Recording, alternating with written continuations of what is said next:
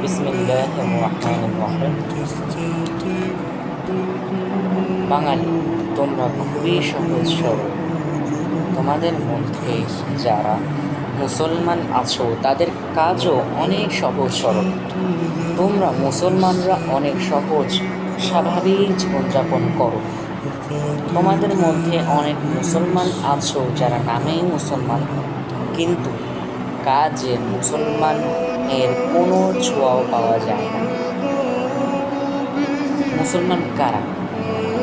মুসলমান হলো তারাই যারা তাওহীদে বিশ্বাসী, ঈমান আছে, ঈমানের মৌলিক বিষয়সমূহ বিশ্বাসী, আল্লাহ ও তার রাসূলের আদেশ নিষেধ ও বিধিবিধান এর সহিত জীবনযাপন করে, হারাম থেকে দূরে থাকে, আল্লাহর ইবাদত করে, নবীর সুন্নাত পালন করে ইত্যাদি।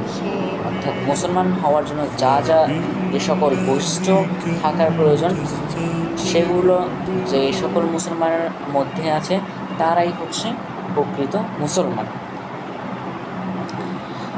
তোমাদের মধ্যে যারা বাঙালি মুসলমান আছো তাদের মধ্যে অনেকেই আছো যারা নামাজ পড়ো না, 5 ওয়াক্ত সালাত আদায় করো না।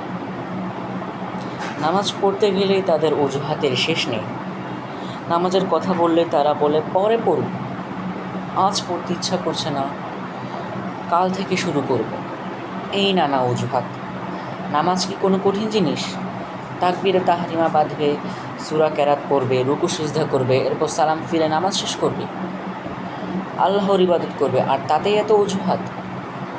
আল্লাহর জমিনে থেকে তার দেয়া রিজিক খেয়ে বেঁচে আছো, কেন আল্লাহর ইবাদত করো না?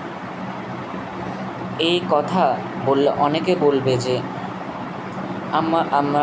আমার অনেক কাজ আছে, আমার এখন পড়ার সময় নেই। এই সকল লোক দুনিয়া নিয়ে ব্যস্ত। আহা, দুনিয়ার এত ব্যস্ততা! দুনিয়া নিয়ে মেতে আছো। মৃত্যুর সময় ঘনিয়ে আসলে কি তোমরা ধন সম্পদ নিয়ে কবরে যেতে পারবে? আবার কেউ কেউ মনে করবে যে আমি তাদের অর্থ উপার্জনে বাধা দিচ্ছি।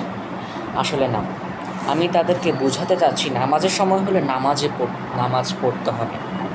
কেননা আল্লাহ তাআলা বলেছেন, সালাত আদায়ের পর তোমরা জমিনে ব্যাপৃত হও, আল্লাহর অনুগ্রহ সন্ধানে তোমরা ব্যাপৃত হবে এবং বেশি বেশি আল্লাহকে স্মরণ করবে যাতে তোমরা সফলকাম হও। সূরা আল জুমুআ আয়াত 10। তোমরা যারা নামাজ পড়ো না তাদেরকে একটি কথা বলতে চাই, তোমরা কি জানো তোমরা কবে মারা যাবে? কখন তোমার হায়াত চলে যাবে? তাহলে এই কথা কেন বলো কাল থেকে নামাজ পড়ব? কিয়ামতের দিন সর্বপ্রথম সালাতের হিসাব নেওয়া হবে। সেই দিন মুহাম্মদ সাল্লাল্লাহু আলাইহি ওয়াসাল্লাম আমাদের প্রত্যেকের আমলনামা দেখবেন।